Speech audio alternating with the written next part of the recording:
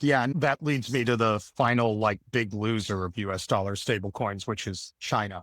If China's been running around the world trying to do the Belt and Road to have greater adoption of their currency for international trade, to settle things on like non-US dollar rails, and at the same time, this sort of unexpected, like disruptive free market torpedo of US dollar stablecoins ends up in the water, that's a real problem for their efforts.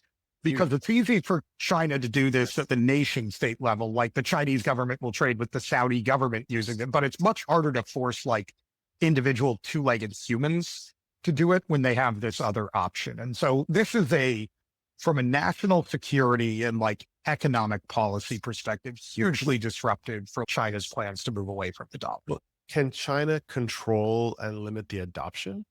I mean, they don't allow US technology companies in the market. They have an export control. They have a cap on the amount of dollars you can take out of the country. I think it's like $60,000 plus or minus, somewhere around there.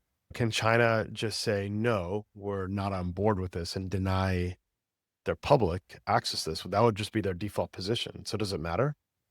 So blanket denial of the public requires you doing what North Korea did, which is you would have to take the internet away from your populace, which I would suggest may have other mildly negative effects for the Chinese economy if they do that. If you don't do that, can you like slow it down? Oh yeah, 100%. But can you stop it? Probably not.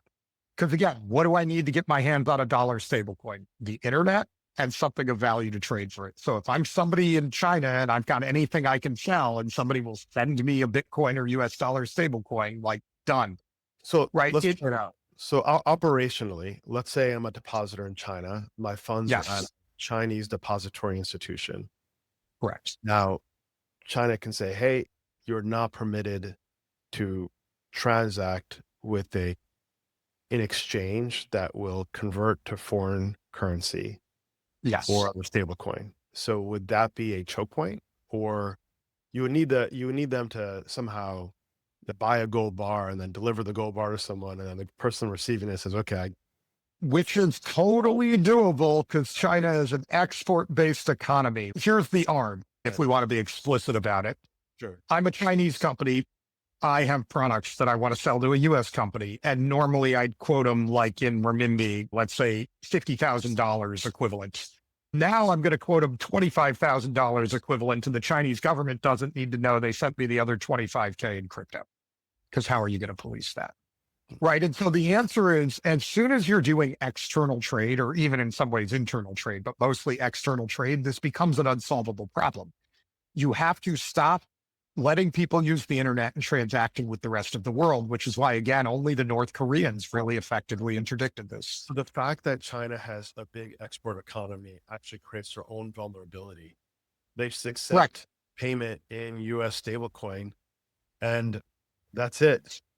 That's it. You're And no this is why I said it's a really underappreciated tool of economic warfare for the United States, because it is explicitly a way to break China's currency controls. This will That's be way more effective than tariffs.